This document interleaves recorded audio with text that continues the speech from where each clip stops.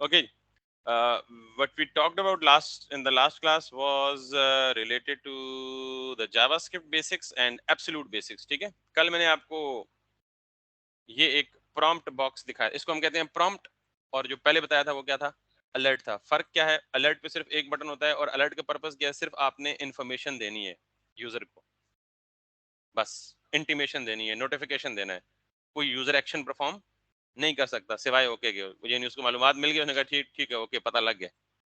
अगर आपको यूजर से कोई इनपुट ग्रैब करना है या इनपुट लेना है तो फिर आप क्या करेंगे, प्रॉम्प्ट बॉक्स लेंगे। This is one of the solutions. तो इसके दो एक्शंस हो सकते हैं, या ओके या कैंसिल हो सकता है। लेकिन इसमें मैं जो भी इनपुट दूंगा, कल मैंने कहा था ओके करूंगा तो बस मुझे कुछ नहीं पता क्या हुआ, या कुछ नहीं पता वो इनपुट कहाँ गया। ठीक है।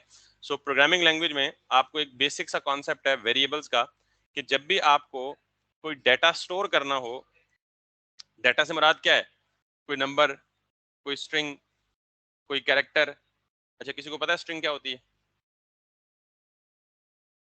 बहुत सारों को नहीं पता, क्योंकि आपका प्रोग्रामिंग में बैकग्राउंड नहीं है। हाँ, नहीं, पाइथन के अंदर होती है, ये भी नहीं होती। स्ट्रिंग की डेफिनेशन ये नहीं है। स्ट्रिंग क्या होती है, कोई और डिफाइन करना चाहेगा? स्ट्रिंग, स्ट्रिंग नहीं बोल रहा, स्ट्रिंग बोल रहा हूँ। ये मॉडर्न बर्गर फैमिली मखलूक। हाँ, सिंगल अल्फाबेट एक कैरेक्टर होता है, ठीक हो गया, सिर्फ अल्फाबेट कैरेक्टर होता है, अल्फाबेट ना हो तो फिर। हाँ, अच्छा मैं कैरेक्टर की तो पूछ ही नहीं रहा ना, मैं स्ट्रिंग पूछ रहा हूँ। ओके, गुड, ये प्रॉपर डेफिनेशन है। String consist of multiple characters. मिसाल देता हूं मैं आपको कि लेट सपोज मैंने कोई भी स्पेशल कैरेक्टर, कोई भी सिंबल लिखा, तो ये सारे क्या कहलाते हैं, एक कैरेक्टर्स कहलाते हैं।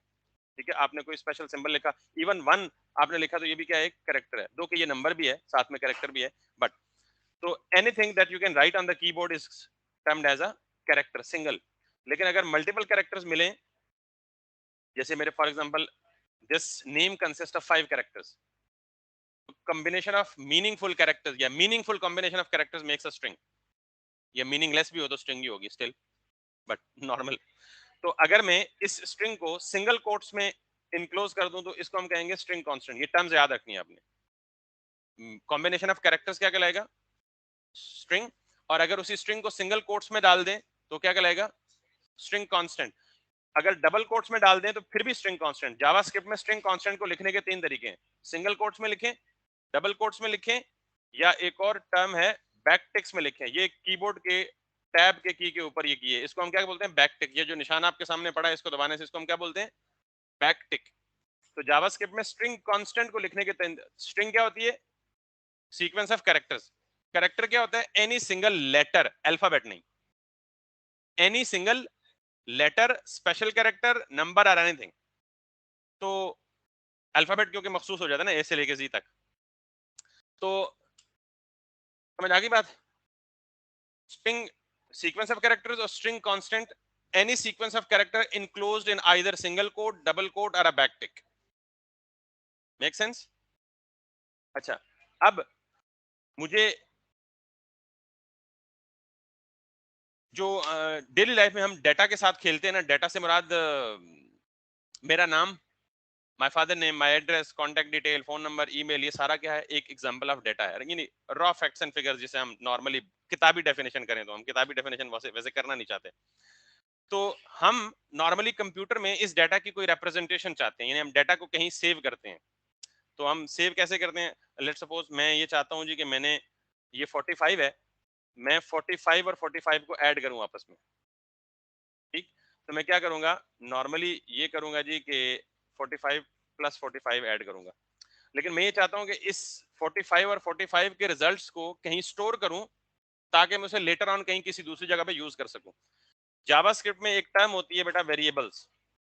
यानी अगर मैं लेट सपोज, मैथ में आपने कहीं पढ़ा होगा बहुत दफा के suppose A equals to this, या let A equals to this, या एबीसी एक्स वाई जी, बहुत सारा तो यहाँ प्रोग्रामिंग में जब भी हम इस लेट का मतलब आप यूं समझे जैसे मैथ में क्या करते हैं, सपोज। ठीक, हमने सपोज किया कि एक वेरिएबल है ए और उसमें एक वैल्यू पड़ी हुई है क्या, 90। तो ये जो बेसिकली ए वेरिएबल है ना, ये मेमोरी में एक जगह रिजर्व करता है, एक छोटी सी मेमोरी कंटेनर या डेटा कंटेनर कह लें। तो हम जब भी जावास्क्रिप्ट में डेटा स्टोर करेंगे, किसी न किसी वेरिएबल में स्टोर करेंगे। क्लियर? तो वो वेरिएबल क्या होगा? वो कोई भी सीक्वेंस ऑफ यानी कैरेक्टर या सीक्वेंस ऑफ कैरेक्टर होगा, जो सिर्फ यानी कोई मीनिंगफुल नाम होगा, सादा सी जुबान में ये कहें। अगर मैं इसमें कोई नंबर सेव करना चाहता हूं तो मैं ए के बजाय से क्या दूंगा? num1। ठीक, तो ये num1 क्या हो गया? वेरिएबल का नाम, और 90 क्या हो गया? वैल्यू। क्लियर होगी बात? तो जब भी हम जावास्क्रिप्ट में कोई डेटा स्टोर करेंगे तो हम कहां स्टोर करेंगे? किसी वेरिएबल में, और वेरिएबल में डेटा स्टोर करने का ये तरीका है। क्लियर? अब मैं दूसरा नंबर मतलब स्टोर करता हूं, let num2 equals to for example 89। तो इसका मतलब क्या हुआ कि मैंने दो डिफरेंट नंबर्स को दो डिफरेंट वेरिएबल्स में सेव कर लिया। क्यों किया? आगे चल के बताता हूँ। हम इसे कहीं यूज करना चाहते हैं, इनको ऐड करना चाहते हैं, सब्ट्रैक्ट करना चाहते हैं, डिवाइड करना चाहते हैं, जो भी काम हम इन पे परफॉर्म करना चाहते हैं, यानी बहुत सारे काम हम कर सकते हैं। तो मैं ये चाहता हूँ कि मैंने एक तीसरा वेरिएबल लिया जिसको मैंने रिजल्ट का नाम दे दिया। वेरिएबल का नाम आप अपनी मर्जी से दे सकते हैं, सिर्फ कुछ रूल्स याद रखने हैं। वेरिएबल के नाम में स्पेस नहीं हो सकती, वेरिएबल का नाम किसी नंबर से स्टार्ट नहीं हो सकता, वेरिएबल के नाम में कोई स्पेशल सिंबल या स्पेशल कैरेक्टर नहीं हो सकते, जैसे क्वेश्चन मार्क है, डॉट है, वगैरह वगैरह। सिर्फ अंडरस्कोर हो सकता है। तो ये कुछ रूल्स हैं जो आपको साथ जी, सॉरी, वही मैंने कल बोला था ना कि जिसने कोई भी प्रोग्रामिंग लैंग्वेज पढ़ी है ना, तो बहुत सारी प्रोग्रामिंग लैंग्वेजेस के 80% रूल्स सेम है। Exactly, you are right. C, C plus plus, Python, Java, C sharp, कोई भी लैंग्वेज किसी ने पढ़ी है तो उसके ये सारे रूल्स आसान है। क्लियर? मैंने एक वेरिएबल का नाम रखा रिजल्ट, और उसमें मैंने कहा जी num1 और num2 दोनों को ऐड करके जो रिजल्ट है वो इसमें स्टोर कर दो। एक बात याद रखनी है कि ये इक्वल टू का मतलब यहाँ इक्वल टू नहीं होता। मैथ्स में जैसे इक्वल टू का मतलब क्या होता है, तो यहाँ इक्वल टू नहीं है, ये क्या है? असाइनमेंट ऑपरेटर है। इसका मतलब ये है कि मैंने 90 को असाइन कर दिया किधर? num1 में। तो इक्वल्स टू को हम क्या कहेंगे? तो फिर इक्वल टू क्या होता है? प्रोग्रामिंग में दो दफा इक्वल लिखे तो उसको इक्वल समझा जाता है, या तीन दफा इक्वल लिखे तो उसको इक्वल समझा जाता है। तो एक दफा इक्वल के लिए उसको हम क्या कहते हैं? असाइनमेंट। तो असाइनमेंट किस लिए होती है? एक वैल्यू को एक वेरिएबल में असाइन करने के लिए। Getting the point? Okay, that's great. अब मैं क्या चाहता हूं? मैं चाहता हूं कि ये जो प्रॉम्प्ट है, प्रॉम्प्ट क्या करता है? यूजर से एक वैल्यू लेता है, यूं। अब इस वैल्यू को जो भी वैल्यू इसको दूंगा, ये कहीं सेव नहीं करेगा। क्यों? क्योंकि प्रोग्रामिंग में कोई काम खुद से नहीं होता। जो काम हम करना चाहते हैं हमें खुद एक्सप्लिसिटली बताना पड़ता है। तो मैं क्या कहता हूँ जी कि जो भी प्रॉम्प्ट में वैल्यू आए उसको एक वेरिएबल में सेव कर दो। That's it. प्रॉम्प्ट क्या करता है? वो आपको प्रॉम्प्ट बॉक्स दिखाता है जिसमें एक इनपुट फील्ड होती है। उस पे जो भी वैल्यू यूजर एंटर करेगा वो कहाँ आ जाएगी? ए में आ जाएगी। क्लियर? अब मैं देखता हूँ आती है या नहीं आती। इसके फौरन बाद में क्या कहूंगा? अलर्ट ए। मैं क्या कर रहा हूँ? ये जब लाइन चलेगी तो प्रॉम्प्ट यहाँ पे कंट्रोल ब्लॉक हो जाएगा। ब्लॉकिंग का पता है आपको क्या होता है? और तब तक कंट्रोल जान नहीं छोड़ेगा जब तक ओके या कैंसिल प्रेस नहीं करेंगे। जब ओके या कैंसिल प्रेस करेंगे तो जो भी वैल्यू देंगे वो किधर आ जाएगी? ए में। और फिर अलर्ट में वही वैल्यू दोबारा क्या हो जाएगी? डिस्प्ले हो जाएगी। Let's see. यहां से मैंने दी जी 123, जब मैंने ओके किया तो 123 क्या आ गया? अलर्ट पे आ गया। Simple, simple. अब मैं ये चाहता हूं कि मेरी वैल्यू अलर्ट में ना आए, यहां आए व्यू पोर्ट के ऊपर या डॉक्यूमेंट के ऊपर। कहां आए? तो मैंने एक बात याद रखिएगा, ये जितना भी व्हाइट विजिबल एरिया जिसको मैंने कल डॉक्यूमेंट या व्यू पोर्ट बोला था, दोनों में फर्क भी समझाया था कि व्यू पोर्ट क्या होता है और डॉक्यूमेंट क्या होता है। व्यू पोर्ट हम तब इसको कहेंगे जब हम HTML के कॉन्टेक्स्ट में होंगे, यानी HTML की बात करेंगे तो इसे व्यू पोर्ट कहेंगे। जब जावास्क्रिप्ट के कॉन्स्ट्रक्ट में होंगे तो हम इसे व्यू पोर्ट नहीं बोलेंगे, क्या बोलेंगे? डॉक्यूमेंट बोलेंगे हमेशा। क्या बोलेंगे?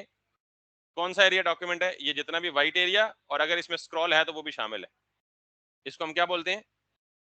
डॉक्यूमेंट। अगर मुझे जावास्क्रिप्ट में रहते हुए ये जो ए की वैल्यू है ये डॉक्यूमेंट के अंदर लिखवानी है यहां पे, तो मैं क्या करूंगा? सिंपली डॉक्यूमेंट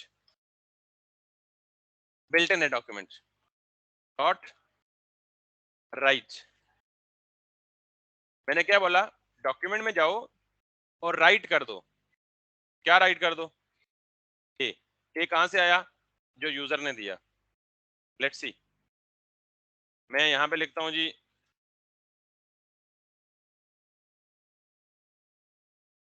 मैं यहां से क्लियर। फिर मैं इसको बोलता हूं जी टेस्ट टेस्ट। तो यहाँ पे क्या आ जाएगा? Test test. तो इसका मतलब यह है कि इस पूरे डॉक्यूमेंट तक पहुंचने के लिए मुझे क्या चीज चाहिए? डॉक्यूमेंट का कीवर्ड। क्लियर।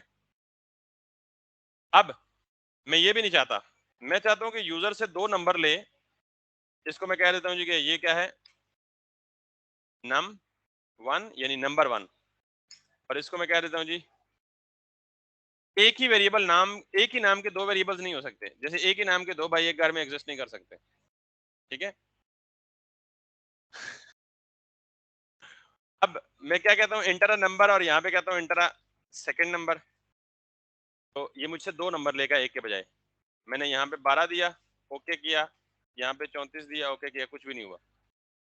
हालांकि 12 num1 में स्टोर है और 34 स्टोर हो चुका है, लेकिन मुझे इन दोनों का सम डिस्प्ले करना है डॉक्यूमेंट के अंदर। तो मैं क्या कहूंगा, document dot right num1 plus num2।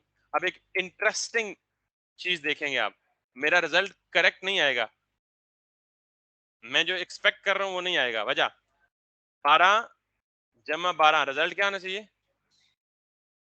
24। जबकि रिजल्ट 24 नहीं आया, 12 आया।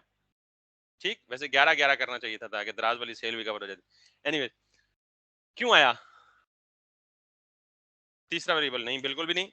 तीसरा वेरिएबल भी हम करें तो फिर भी नहीं आएगा। लेट्स सी, मैं तीसरे वेरिएबल में रिजल्ट स्टोर कर लेता हूं। Let result equals to num1 plus num2। तो क्या आएगा? तुक्का लगाते हैं, क्या आएगा? मुझे भी नहीं पता क्या आएगा। क्यों? याद रखिएगा, बाय डिफॉल्ट जावास्क्रिप्ट में जब भी हम टेक्स्ट बॉक्स से या ग्राफिकली यूजर इंटरफेस से जो भी वैल्यू लेंगे, बाय डिफॉल्ट वो स्ट्रिंग ट्रीट होगी। बाय डिफॉल्ट क्या होगी? वो स्ट्रिंग ट्रीट होगी। और स्ट्रिंग क्या होता है? Sequence of characters. तो एक स्ट्रिंग दूसरी स्ट्रिंग में ऐड हो सकती है। मैं अगर कहूंगी जी यासिर को ऐड कर दो अली के साथ, डज इट मेक सेंस? नहीं, वो ऐड तो नहीं होगा ना, उसके लिए एक और टर्म है कॉन्कैटिनेट होना। लेकिन दैट इज समथिंग जिसकी तरफ मैं आ रहा हूं। लेकिन मैं पहले ये उससे पहले ये एस्टेब्लिश करना चाह रहा हूं कि it doesn't make sense to add two strings. ठीक। तो ऐड क्या होता है? नंबर्स होते हैं। तो normally numbers are added, strings are concatenated. तो इसका रिजल्ट अगर मैं जावास्क्रिप्ट में लिखूं तो मुझे रिजल्ट क्या मिलेगा? यासिर और अली जुड़ के आ जाएंगे दोनों। तो इसको मैं क्या कहता हूं? दो चीजों को आपस में जोड़ देना। इसको प्रोग्रामिंग की टर्म में क्या कहते हैं? कॉन्कैटिनेशन। क्या कहते हैं? कॉन्कैटिनेशन। तो normally strings are not suppose to be added, rather they are concatenated. तो इसने क्या कर दिया? 12 और 12 दोनों को क्या कर दिया? मिला दिया, जोड़ दिया, कॉन्कैटिनेट कर दिया। क्यों? क्योंकि उसने पहले 12 को भी स्ट्रिंग कंसिडर किया और दूसरे 12 को भी क्या कंसिडर किया? स्ट्रिंग कंसिडर किया। तो हमें तो कॉन्कैटिनेट नहीं करना, हमें क्या करना है? ऐड करना है। So what's the rule? JavaScript में जिस तरह हमने कहा ना, प्रॉम्प्ट का एक बिल्ट इन फंक्शन है, अलर्ट का बिल्ट इन फंक्शन है, डॉक्यूमेंट डॉट राइट का बिल्ट इन फंक्शन है, बहुत सारे फंक्शन है। वैसे ही एक फंक्शन है PARSE, पार्स इंट। ये क्या करता है? पार्सिंग करता है। पार्सिंग का मतलब समझे, कास्टिंग करता है। वैसे कास्ट का मतलब होता है जात, और कास्टिंग का मतलब होता है जात चेंज कर देना, तब्दील कर देना। ठीक है। एज ए सॉरी, तो कास्टिंग का मतलब है गांव में कोई और जात थी तो पिंड में आके चौधरी बन गए, मलक बन गए। एनीवेज, कास्टिंग का मतलब ये है कि उसकी जात चेंज कर देना, यानी उसकी टाइप चेंज कर देना। Got it? तो अब मुझे ये बताएं कि बाय डिफॉल्ट जो प्रॉम्प्ट मुझे वैल्यू दे रहा है वो क्या दे रहा है? स्ट्रिंग दे रहा है। तो मैं किसी तरह से क्या करूंगा? स्ट्रिंग को कास्ट कर दूंगा। किस में? इंट में, और इंट क्या होता है, नंबर होता है, ठीक है।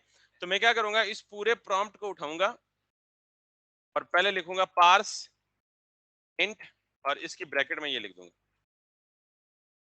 तो प्रॉम्प्ट यूजर से वैल्यू लेगा और पार्स उसको क्या कर देगा, इंटीजर में पार्स कर देगा, और फिर वैल्यू लेफ्ट साइड पे असाइन होगी। नॉर्मली याद रखें कि जहां भी किसी एक्सप्रेशन में इक्वल टू का साइन आए, प्रोग्रामिंग्स में पहले राइट हैंड साइड वाली वैल्यू एवेल्युएट होती है, और वो एवेल्युएट होकर अपना रिजल्ट लेफ्ट साइड पे असाइन करती है। नहीं, ये मैथ का उसूल नहीं चलता, राइट से लेफ्ट होती है। यहाँ कम्यूटेटिव प्रॉपर्टी भी एग्जिस्ट नहीं करती। मिसाल के तौर पे मैथ में आपने ये कहा होगा, ये देखा होगा, a plus B equals to B plus A. Math में ये वैलिड है, प्रोग्रामिंग में एब्सोल्युटली इनवैलिड है। लेफ्ट हैंड साइड पे एक्सप्रेशन आ ही नहीं सकता किसी भी प्रोग्रामिंग लैंग्वेज में। लेफ्ट साइड पे हमेशा क्या होगा, वेरिएबल होगा। और जब भी आप एक्सप्रेशन लिखेंगे, that should always come to the right side. और जब ये एग्जीक्यूशन होगी तो हमेशा राइट साइड, यानी इसको हम कहते हैं आर वैल्यू और अल वैल्यू।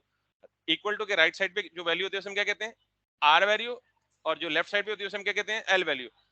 आर वैल्यू हमेशा एवेल्युएट होके एल वैल्यू में असाइन होती है, ठीक है। क्लियर होगी बात। तो ये चीज मैथ में तो वैलिड है, प्रोग्रामिंग में नहीं। क्लियर होगी बात। तो इसलिए मैंने कहा जी कि जब ये वाली स्टेटमेंट प्रोग्रामिंग में चलेगी तो इक्वल टू के राइट साइड वाली वैल्यू पहले चलेगी, और फिर जैसे आपको पता है ब्रैकेट्स में जो सबसे इनर मोस्ट ब्रैकेट होती है वो पहले रिजॉल्व होती है, पता है ना आपको। नहीं पता, जो मेरी तरह मैथ में बेचारे कमजोर हैं वो देख लेना। अगर ये चीज होगी और इसमें ये चीज होगी, और फिर इसमें अगर ये चीज होगी,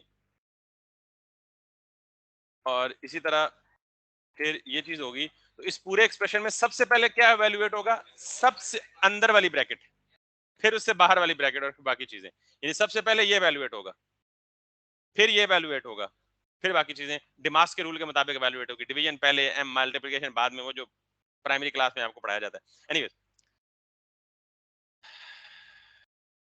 फिर तो यहाँ पे राइट साइड पे सबसे पहले क्या एवेल्युएट होगा, अंदर। ये क्या करेगा, यूजर को एक प्रॉम्प्ट दिखाएगा और उसमें से वैल्यू लेगा। वैल्यू लेके फिर ये किस में पास करेगा, ये वाली ब्रैकेट वैल्यूएट होगी, उसको पार्स करेगा, पार्स करके फिर लेफ्ट साइड पे असाइन करेगा। क्लियर है, मुश्किल तो नहीं है। Okay great.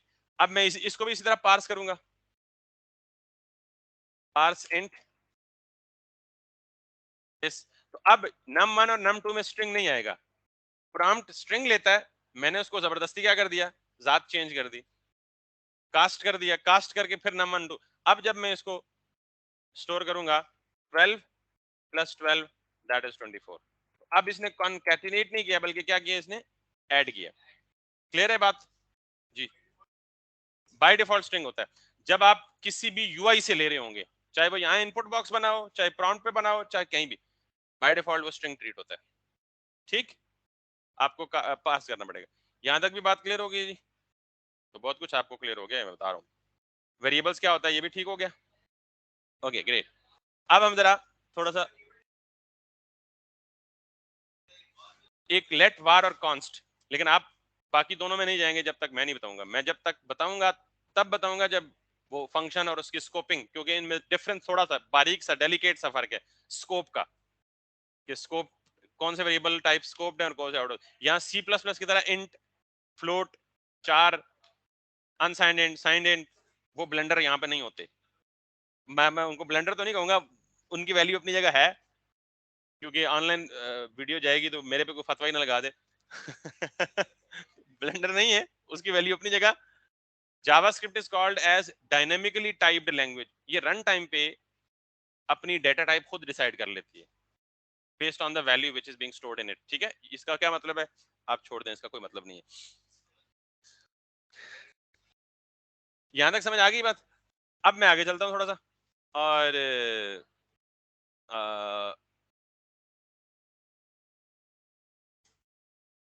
हम ये चेक करते हैं यहाँ पे हमारे पास कुछ कंडीशन चेकिंग के लिए कुछ स्टेटमेंट्स होती हैं इफ एल्स की। कंडीशन चेकिंग का मतलब ये है कि हम सम टाइम ये चाहते हैं कि अपने प्रोग्राम का कोई एक हिस्सा एग्जीक्यूट करवाएं, या कोई एक हिस्सा स्किप करवाएं बेस्ड ऑन सर्टेन कंडीशंस।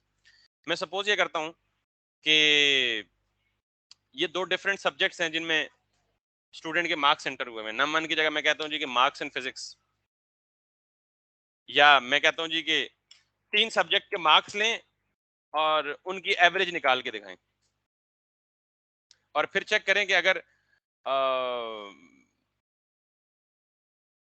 या दो को कह लें, एक पे हम लेते हैं स्टूडेंट के ऑब्टेन मार्क्स, दूसरे पे देते हैं स्टूडेंट के टोटल मार्क्स, और फिर उनकी क्या करते हैं परसेंटेज कैलकुलेट करते हैं, और फिर ये चेक करते हैं कि अगर परसेंटेज 50% से अबव है तो वो पास है, अदरवाइज वो क्या है, फेल है। बेसिकली मैं एक सिनेरियो बनाना चाहता हूं जिसमें मैं कंडीशन चेक करके आपको बताऊं। तो मैं ये सपोज करता हूं कि एंटर ऑब्टेन मार्क्स, और यहां पे करता हूं जी एंटर टोटल मार्क्स, ठीक है। तो इसमें कहते हैं जी ऑब्टेन मार्क्स, और इसको कह देता हूं जी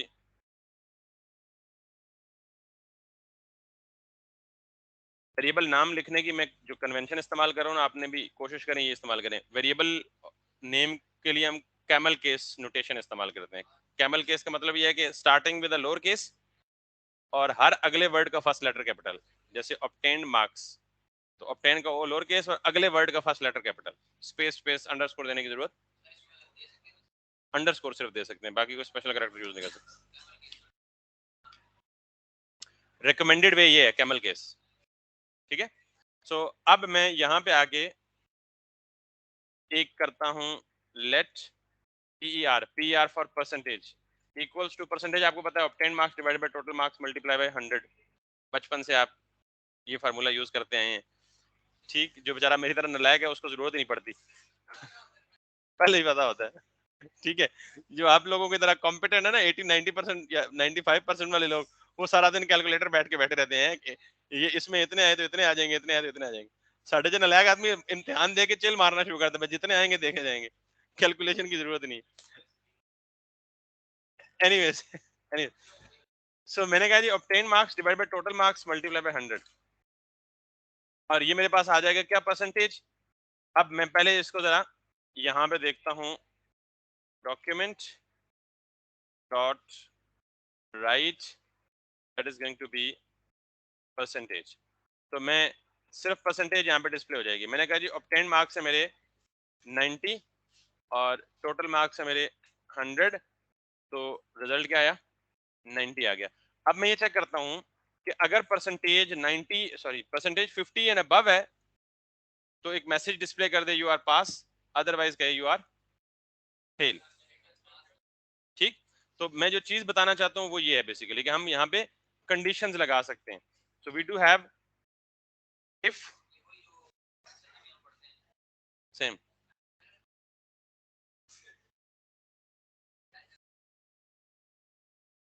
तो सेकंड ईयर में, अच्छा कल रिजल्ट है, चलो कल फिर मिठाई आनी है, point to be noted. Anyways, so मैंने कहा जी कि अगर ये जो परसेंटेज की वैल्यू है ये ग्रेटर देन इक्वल टू, जिसने मैथ थोड़ा बहुत पढ़ा उसको पता है ग्रेटर देन इक्वल टू क्या होता है, ग्रेटर देन क्या होता है, लेस क्या होता है, लेस देन इक्वल टू क्या होता है, ठीक है।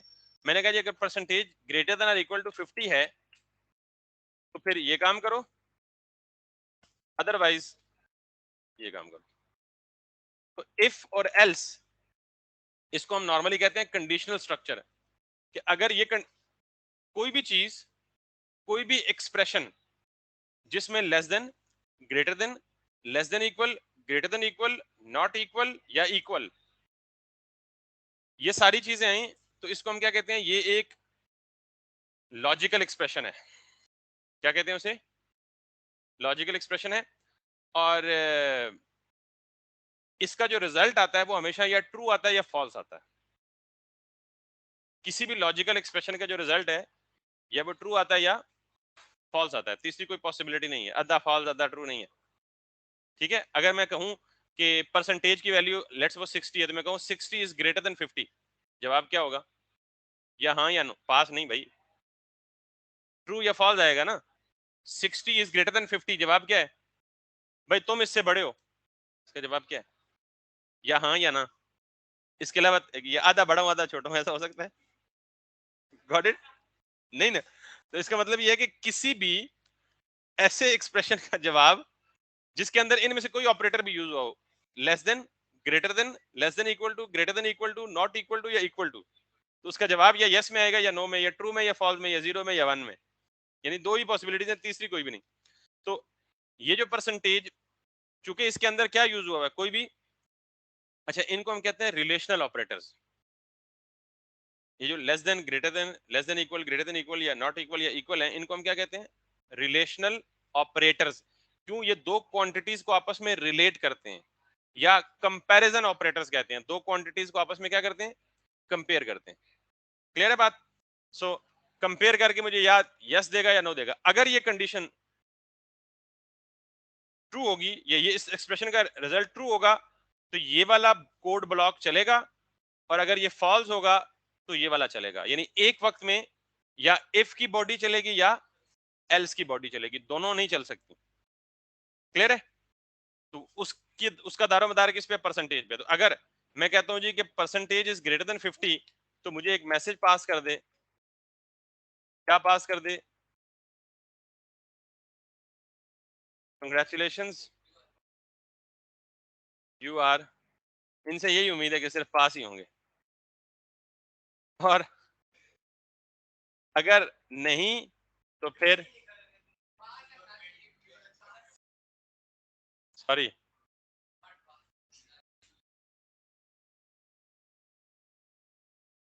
फिर, और ये मुझे नहीं चाहिए फिलहाल फॉर द टाइमिंग।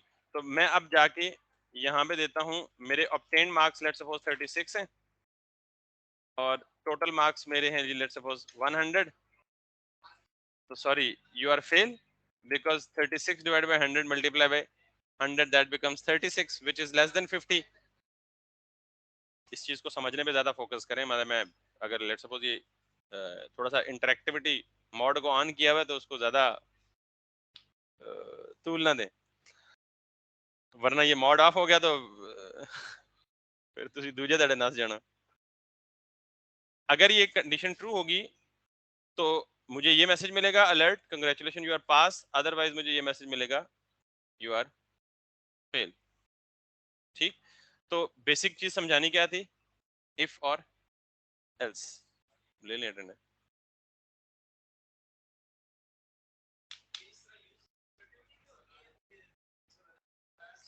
सारी इंटरेक्टिव में थी। मिसाल के तौर पे आप इस चीज को ये देखें कि ये इंटरेक्टिविटी है ना, कि जब इस बटन पे क्लिक हो तो कुछ और ओपन हो जाए, इस बटन पे क्लिक हो तो कुछ और ओपन हो जाए, इस बटन पे क्लिक हो तो कुछ और ओपन हो जाए, इस बटन पे क्लिक हो तो ड्रॉप डाउन ओपन हो जाए, वापस क्लिक करें तो ये क्या लगा होता है बैकएंड पे? If this then this. अभी बताता हूँ जरा इसका प्रैक्टिकल यूज क्या है। ये तो दो नंबरों को जमा करना बताया ना, ये अटेंडेंस बोलने जल्दी से।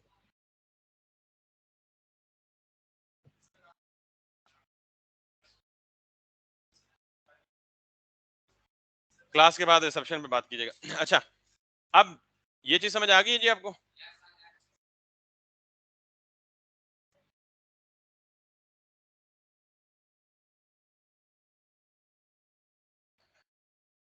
अब एक और चीज समझनी है और बहुत इंपॉर्टेंट है, वैसे तो ये भी इंपॉर्टेंट है, यानी प्रैक्टिकल यूज समझने के लिए इस इफ एल्स का और इंटरेक्टिविटी का और ये सारा कुछ। अभी तक आप ये सोच रहे होंगे यार ये तो मकसद की है, सब कुछ यूज होता है। मैं लूप से बाद में आता हूँ, पहले जरा थोड़ा सा इनको बता दूं यार इन सारी चीजों का मकसद क्या है। अभी तो सारे भोले बेचारे सोच रहे हैं यार ये सन क्यों पढ़ा रहे, जमा करना थे, माइनस करना थे, मनफी करना। अभी इसका रियल पर्पस पढ़ाने लगा, उससे पहले ये आखिरी कॉन्सेप्ट है, उसके बाद नॉर्मली जावास्क्रिप्ट में अभी तक आपने देख लिया कि हम जितनी भी लाइनें लिखते हैं कोड की, वो सारी सीक्वेंस में चलती हैं। जो लाइन पहले आती है वो पहले चलती है, उसके बाद वाली उसके बाद, उसके बाद, उसके बाद, उसके बाद, उसके बाद। यानी 100 लाइनें होंगी तो 100 की 100 लाइनें क्या होंगी? एक सीक्वेंस में चलेंगी। 200 लाइनें होंगी तो क्या होंगी? एक सीक्वेंस में चलेंगी। अनटिल एंड अनलेस हम बीच में ये इफ एल्स ना लगा लें। जहां इफ एल्स लगा देंगे तो फिर हम अपनी मर्जी के नंबर ऑफ लाइंस को स्किप करके आगे मूव कर सकते हैं, जंप कर सकते हैं। ठीक? अब सपोज करें कि मैंने जावास्क्रिप्ट में एक गेम बनाई है, गेम्स बनती हैं जावास्क्रिप्ट में, और वो गेम्स है फाइटिंग कैरेक्टर वाली। यानी आपने अक्सर देखा होगा दो कैरेक्टर्स आपस में क्या कर रहे हैं, फाइट कर रहे हैं। एक रफ सी एग्जांपल दे रहा हूँ जस्ट सिनेरियो समझाने के लिए। तो मिसाल के तौर पे एक कैरेक्टर को एक पंच करने के लिए जो नंबर ऑफ लाइंस रिक्वायर्ड है वो 20 है, यानी 20 लाइंस ऑफ कोड लिखेंगे तो वो कैरेक्टर क्या करेगा, फॉरवर्ड करेगा, पंच फॉरवर्ड करेगा। अब आप ये अज्यूम कर सकते हैं कि पंच फॉरवर्ड भी हो सकता है, बैकवर्ड भी हो सकता है, राइटवर्ड भी हो सकता है और लेफ्टवर्ड भी हो सकता है और फिर किसी एंगल पे भी हो सकता है। तो अगर मैं एक पंच मारने के लिए 20 लाइनें लिखूंगा तो आपको पता है कि दो कैरेक्टर्स फाइटिंग के दरमियान कितनी दफा पंच का इस्तेमाल करेंगे? You never know. रफली अगर एस्टिमेट करें वो 10 दफा भी पंच मारेगा तो 20 को 10 से मल्टीप्लाई करें 200, 200 लाइंस ऑफ कोड सिर्फ 10 दफा पंच, तो 10 दफा तो नहीं होता। तो यू कैन अज्यूम कि एक गेम लिखने के लिए नंबर ऑफ लाइंस कितनी ग्रो कर सकती हैं, हजारों लाखों नंबर ऑफ लाइंस हो सकती हैं। तो ये जो पंच मारना है, हर दफा जब पंच मारेगा तो काम तो एक ही होगा ना, पंच ही मारने वाला। तो हम क्या करते हैं, उन 20 लाइंस ऑफ कोड को बार बार लिखने के बजाय एक ही दफा उसको लिखते हैं और उसको एक फंक्शन में रख देते हैं, यानी एक फंक्शन बना देते हैं। और जब भी वो पंच मारेगा उसी फंक्शन को हम क्या कर लेंगे, रीयूज कर लेंगे। बजाय इसके कि बार बार वो 20 लाइंस लिखें, हम क्या करेंगे, उन्हीं लाइंस को रीयूज कर लेंगे। तो अब मैं बताने लगा हूं कि जावास्क्रिप्ट में किसी भी काम की रीयूजेबिलिटी के लिए हम क्या लिखते हैं, फंक्शन लिखते हैं। फंक्शन क्या होता है, लाइंस ऑफ कोड होती हैं, यानी आप बजाय इसके कि 100 लाइनें ऊपर नीचे लिखें, आप छोटे छोटे पीसेस या चंक्स बना के उनको क्या दे देते हैं, नाम दे देते हैं। और फिर जब भी वो पीस ऑफ कोड आपको चाहिए उसे आपको क्या कर देते हैं, उसे कॉल कर लेते हैं। बिल्कुल जैसे मैंने एग्जांपल दी, मिसाल देता हूँ। मैं यहाँ पे एक फंक्शन लिखता हूँ। फंक्शन लिखने के लिए आपको सिंपली फंक्शन का कीवर्ड लिखना है और कोई भी फंक्शन का नाम लिखना है। और ये जब कभी हम फंक्शन लिखेंगे ना तो उसका तरीका यही होगा, फंक्शन का कीवर्ड यानी फंक्शन लिखना ही लिखना है, इसके आगे कोई भी नाम और उसके आगे आप opening and closing parenthesis and then opening and closing curly brackets. Clear है? अब इसके अंदर आप जितनी मर्जी स्टेटमेंट्स लिखना चाहें लिख सकते हैं। मिसाल के तौर पर मैं लिखता हूं जी, document dot right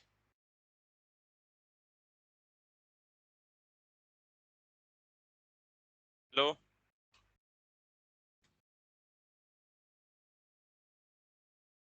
I am teacher teaching web. अब इंटरेस्टिंगली अगर मैं ये एक फंक्शन के अंदर ना लिखता, ये 1 2 3 4 5 लाइनें मैंने फंक्शन के अंदर नहीं लिखी, बगैर फंक्शन के लिखी, इसको मैं कमेंट कर देता हूँ। कमेंट का तो पता है ना, ये लाइन एग्जीक्यूट नहीं होती। ये मैंने फंक्शन के बगैर 5 लाइनें लिखी तो वो 5 की 5 आ गई।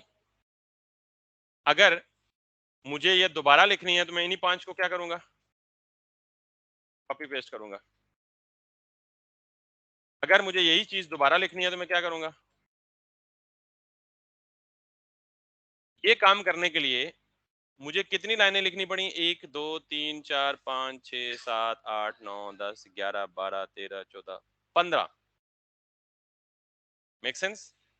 लेकिन अगर मैं ये इस तरह ना, मतलब अगर मैं इसे रिड्यूस करना चाहता हूं, क्योंकि एक ही काम बार बार हो रहा है ना, तो अगर मैं इसको रिड्यूस करना चाहता हूं तो मैं क्या करूंगा, मैं एक ही दफा इनको एक फंक्शन में लिखकर उसको एक नाम दे दूंगा, टेस्ट।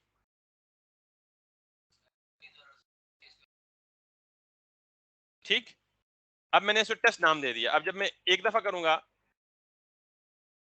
तो फंक्शन में जो चीज भी हम लिखते हैं वो डायरेक्ट एग्जीक्यूट, ये भी इसका एक फायदा है। वो डायरेक्ट वो तो कब एग्जीक्यूट होती है, इस पूरे प्रोसेस को हम कहते हैं हमने फंक्शन को डिफाइन कर लिया।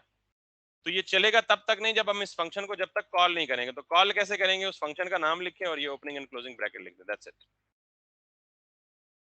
तो ये फंक्शन डिफाइन हो रहा है और ये उसकी क्या हो रही है, कॉल हो रही है। अब अगर मैं ये जाऊं तो वो सारा कुछ आ गया। अब अगर मुझे ये 15 दफा लिखनी है तो मुझे ये 15 लाइनें नहीं लिखनी पड़ेंगी, बल्कि मैं क्या करूंगा, इस फंक्शन की कॉल को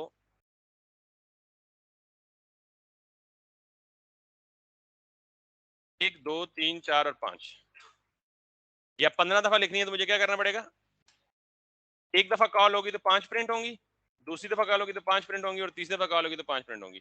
तो ये जो 1 2 3 4 5 6 7 8 9 10 11 12 13 14 15 लाइंस का कोड मैंने कितनी लाइंस में अचीव कर लिया, 1 2 3 4 5 6 7 8, ऑलमोस्ट हाफ।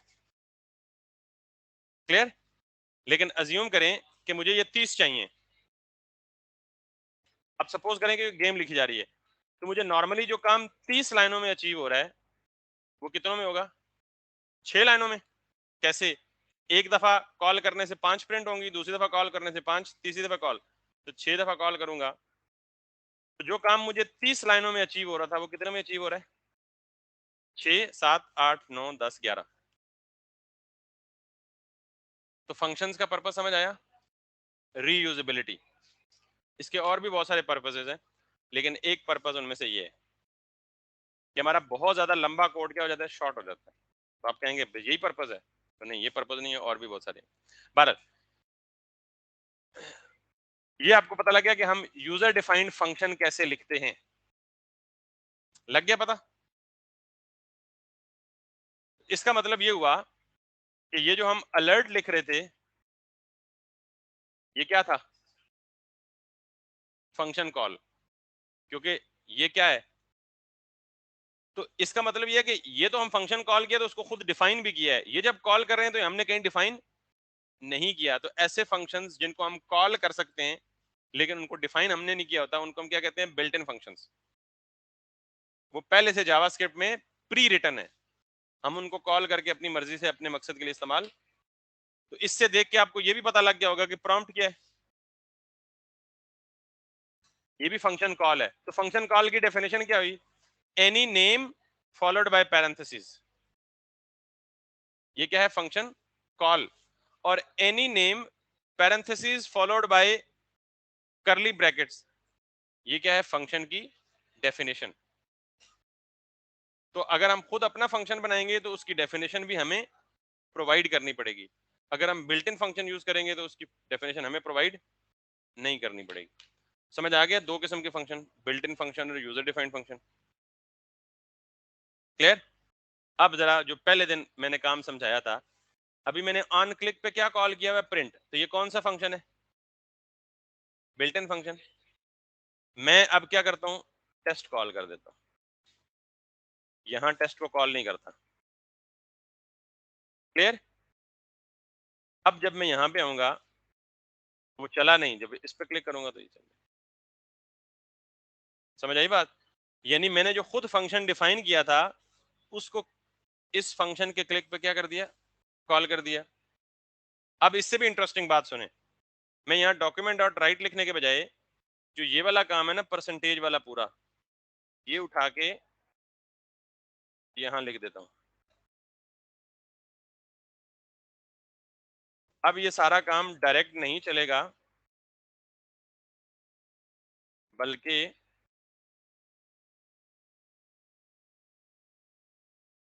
अब ये सारी, पहले तो क्या हो रहा था, पेज रिफ्रेश पे चल रहा था ना, अब पेज रिफ्रेश में नहीं चलेगा। अब जब क्लिक करूंगा तो क्या कहेगा, एंटर अ नंबर। जब मैं दोबारा क्लिक करूंगा, यानी कि जो पहले काम में, अब मैं आहिस्ता आहिस्ता क्या कर रहा हूँ, जावास्क्रिप्ट को कंट्रोल में ला रहा हूँ। पहले मैंने जेनेरिक चीजें बताई। तो ये जो यूजर डिफाइंड फंक्शन है, इसका ये फायदा है कि आप उसको अपनी मर्जी से माउस के क्लिक पे कॉल कर सकते हो, डबल क्लिक पे कॉल कर सकते हो, माउस ओवर करने पे कॉल कर सकते हो, माउस लीव करने पे कॉल कर सकते हो, व्हाटसोएवर। तो चाह के तो समझ आ गई बात। अभी तक आपको ये समझ नहीं आया कि हम क्यों पढ़ रहे हैं। ठीक, तो ये भी समझ आ जाएगी कल, क्योंकि अभी टाइम होता तो अभी मैं बताता, लेकिन अभी we are little short of the time. तो यूजर डिफाइंड फंक्शन क्या होता है और यूजर फंक्शन को डिफाइन कैसे करते हैं, इसमें किसी को मसला है तो मुझे बता दे।